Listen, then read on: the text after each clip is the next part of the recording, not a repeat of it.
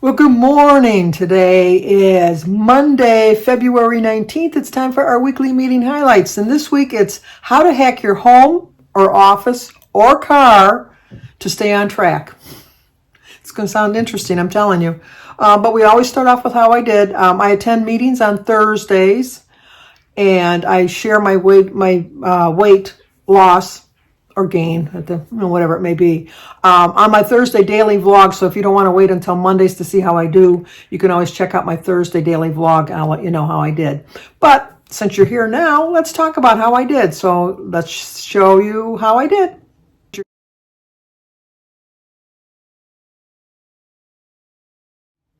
Yes, I lost 2.8 for a total of 41.4 pounds.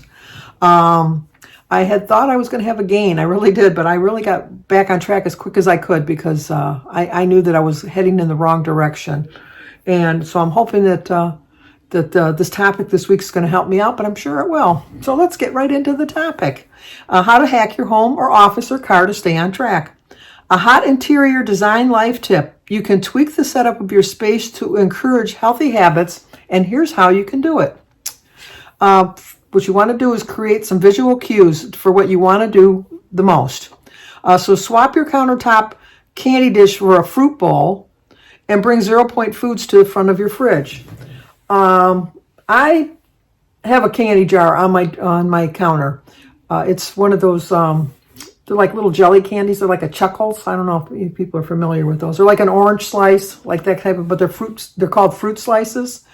Every once in a while, I have a sweet tooth. And so I know I probably shouldn't have it on my counter. I shouldn't probably have it out in full view. But I do. And I think a lot of times I do that just as to prove to myself that I'm stronger than that jar of candy. But I also have a bowl of, I have like a 2-tier pie rack. And on one rack I have apples, and one I have oranges. On another one I have tomatoes. I have a bowl with just all my protein bars, popcorn snacks, almond snacks that are like pre-portioned to the correct size.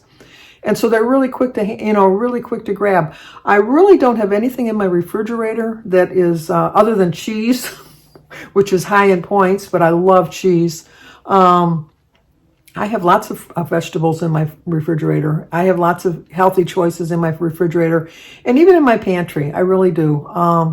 If I know who I am, and I know I can't bring in like donuts and cookies and cakes and things like that. I know if I bring it, like if I buy a box of Hostess cupcakes, I know I'm going to eat them. So no, if I really, really want one, I'll get in the car and go and drive and buy a package. I do have cookies because my husband eats cookies. My grandkids eat cookies. A store-bought cookie does not tempt me. So I have actually 3 jars of cookies. It's weird. It's all set up as one unit, but it's 3 separate jars. And one is Oreos, one is Chips Ahoy, and one is like whatever cookies on sale. I've always had it. I've had it for years and years, even when I was overweight. Do I really need 3 cookie jars? No, I really don't need 3 cookie jars. But it's just what I have. And like I said, they don't tempt me in the least, not in the least little bit, because the store-bought cookie is, no, I do without.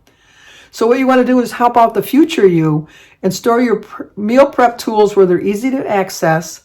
And while cleaning up for dinner, take out everything you need to make your breakfast. Okay, I don't do that. I understand what they're saying. I don't work. I'm retired, so it's not a big deal. I have time to figure out what I'm going to have for breakfast. Now, when I did work, I always had the same breakfast. I had a bowl of cereal with a glass of juice. That's what I had every day before I went to work. If I ate before I went to work, because I'm not really an early morning eater, I would just probably... Unfortunately, we had vendors that would come in and they would bring bagels and donuts and cookies and stuff like that. So that's what I probably ate for breakfast. But now that I'm home, I usually don't eat my first meal till like 1 o'clock. I'm just not hungry. I just don't eat before that. I don't get up till I wake up naturally about 9:30. But I don't really get moving until about 10:30. And I'm not really hungry till about 1. So... that doesn't bother me. I do have all of my handy utensils. I have my utensils for keeping me on track very handy. My scale is right in the top drawer in my kitchen. I just got to open the drawer, and it's right there, right next to my silverware drawer. I have all my measuring spoons. I have more than one set of measuring spoons, so I can't say, well, they're in the dishwasher because they're dirty. No, I have more than one set. I have 3 different sets of measuring cups. I have little shot glasses that tell me how many tablespoons and stuff like that for dressing. I have plenty of tools around that are very handy and quick to grab. Now, the problem is I don't always necessarily grab them. And that's on me. That's not on the fact that they're not convenient to grab. They are very convenient to grab. It's a lot of times just make the unconscious effort of not even trying. I just like work on autopilot. I have to go in there with the intention of using them. And designate rooms or places for healthy behaviors. Move screens off the bedroom so you can focus on sleep, not TV or TikTok. And make your table the only place you eat when you're home. I only eat at the table for dinner when I have dinner with Jim. Or if we make breakfast together. We very rarely have breakfast together. I pretty much do sit in the chair and watch TV when I eat. I know that's not a healthy habit. I just know that. But it's just something I've always done. I've tried eating at the table, and it just doesn't work for me. It really just doesn't work for me. I've given it a very big effort to do that. And it's not like I can see sitting watching TV, eating mindlessly. I'm trying to work on my portion sizes because I have my portion sizes are too big. But whether I sit at a table or I sit in the chair and watch TV, I'm still going to eat the same amount of food, in my opinion. I realize that if I'm just sitting down, look at a table, eating my food and just concentrating on my food, I probably would stop eating when I'm full. I probably would. I know that. But I don't know. It's just a habit, and it's a very hard habit for me to break. And I know it's one I should break, and I should really try harder to break. But you got habits you want to stop? Disrupt your default. Store foods you tend to see, then mindlessly eat in rarely used cabinets or the back of your fridge. And make your alarm clock move your alarm clock across the room to avoid snoozing through a morning workout. Fortunately, I don't have to wake up for an alarm clock, so it doesn't really matter to me. I have never in my life hit the snooze button. I just think that's torture. Because at 9 minutes is just, you're just starting to fall into another deep sleep, and then that annoying alarm goes off. So I have never, ever, and I can say that, never, ever used the snooze button. I just don't. It's just, to me, not worth it. But I can understand that if you're one of these people. My son Jimmy was one of these people that constantly hit the alarm button, the snooze button. He would deliberately, to me, I could never understand this. He would set it at least a half an hour earlier, his alarm half an hour earlier for him to get up, and then hit that snooze button 3 or 4 times before he actually got up. To me, I would have rather had that half an hour of sleep, like without interruption. But, to each their own, as they say. But let's dive a little deeper. Have you ever been going about your day, then suddenly say coffee, candy, cookies, anything really, that end up just popping in your mouth? The see it, eat it effect is real. In fact, research suggests that our environment can play a big role in what we eat and what we do or we don't. I always had I have like a big nut jar before I decided just to go buy the pre-portioned. I love almonds. And so I had a big jar of almonds. And so whenever I would go by, I'd grab 1 or 2 almonds and just, snack on them. And then one day I thought, I think you're eating too many almonds. I think you're eating more than a quarter cup, which is at that by 5 points for me.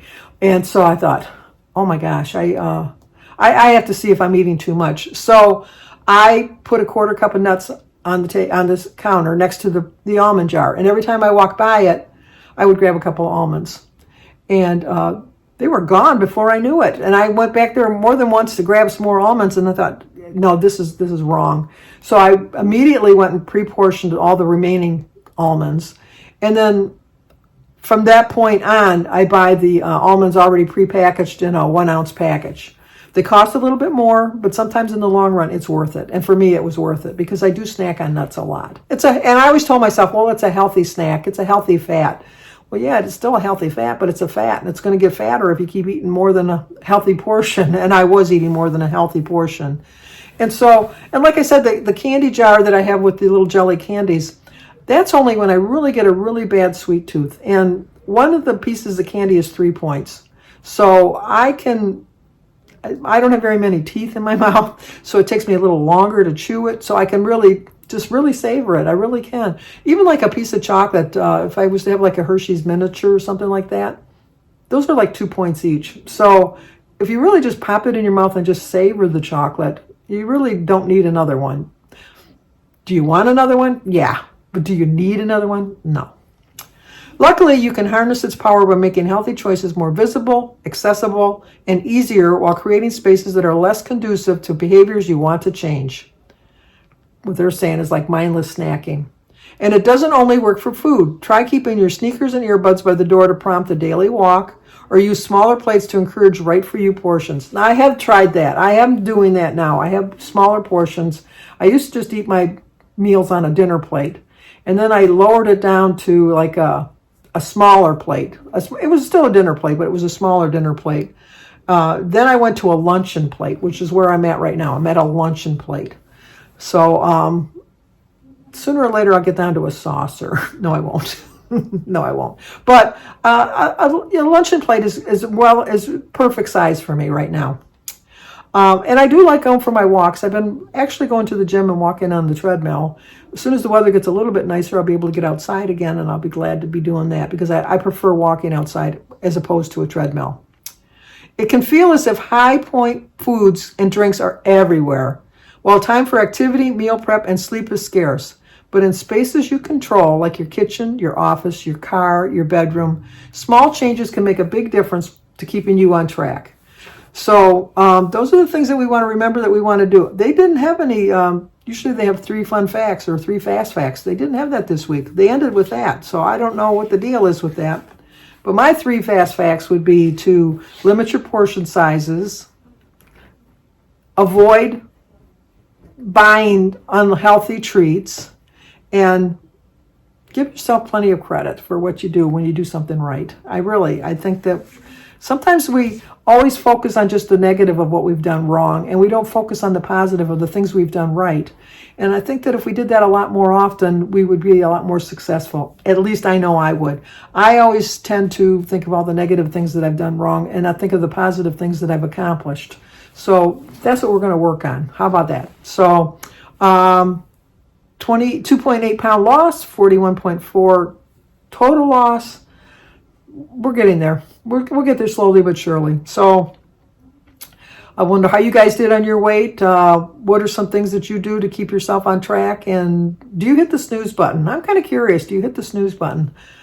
I don't understand the concept of the snooze button. I really don't, but let me know. So hope to see you on my daily vlog, but if not, let's check each other out and see what's going on next week on our weekly meeting highlights. How's that sound? Okay, talk to you guys soon.